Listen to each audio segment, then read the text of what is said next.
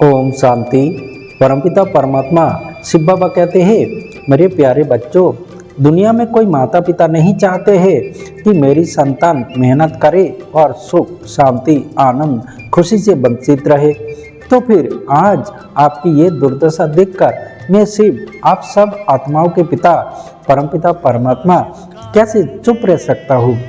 आप सुख शांति आनंद खुशी पाने के लिए कितने भटक रहे हो, कितने कुछ कर रहे हो। धन संपत्ति पर्याप्त होने के बावजूद भी आपको जो चाहिए वही नहीं मिल पा रहा है, क्योंकि आप काल चक्र के प्रभाव से काम क्रोध लोभ मोह अहंकार हिंसा ईर्षा तनाव के वशीभूत होकर स्वयं को भूल गए और मुझे भी भूल गए, जिसके कारण अधर्म अत्याचार भ्रष्टाचार पापाचार चरम सीमा पर पहुंचा और लड़ाई झगड़ा अशांति दुख कष्टों से दुनिया त्रस्त हो गई एवं एक दूसरे को मारने और मरने पर उतर आए हैं। इसके अलावा पंच तत्वों का प्रकोप शुरू हो चुका है। भोजन आदि की अशुद्धता चरम सीमा पर पहुंच रही है। विज्ञान ने सुख के साधन के साथ साथ विनाश के साधन भी बहुत तैयार कर रखे हैं। ये सब कुछ देखते हुए लगता है कि अब शुरू होने वाली है महाभारत की लड़ाई, जिसके लिए दुनिया बन गई एक लड़ाई का मैदान। इसको ही कहते हैं कुरुक्षेत्र धर्म क्षेत्र, क्योंकि लड़ाई के बाद ही धर्म की स्थापना होती है। इस समय इस भयंकर विषम परिस्थिति में सभी आत्माओं को दुखों से मुक्ति अर्थात पापों से मुक्ति पाने के लिए आत्मिक शक्ति की जागृत करने की आवश्यकता है, क्योंकि कलियुग का परिवर्तन होने वाला है और सतयुग आने वाला है।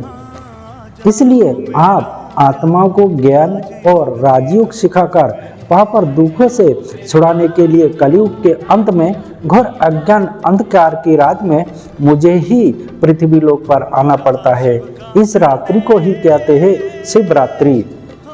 मैं स्वयं ही परकाया में अवतरित होकर आत्मा और परमात्मा की पहचान एवं सृष्टि चक्र का ज्ञान देता हूँ। इसीलिए मेरा नाम है स्वयंभू।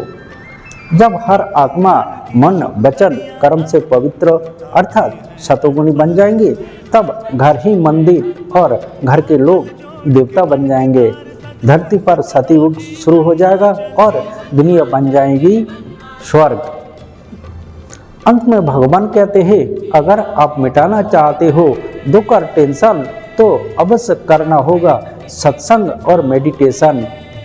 इसलिए सर्वधर्म परित्याग कर मुझे करो स्मरण, सर्व पापों से मुक्त कर ले लूँगा अपनी शरण। अगर आपको ये बातें यथार्थ लगे तो आप आपके निकटतम कोई भी ब्रह्म कुमारी ईश्वरीय विश्वविद्यालय संस्था की गीता पाठशाला एवं योग साधना केंद्र से संपर्क कर सकते हैं। धन्यवाद। ओम शांति।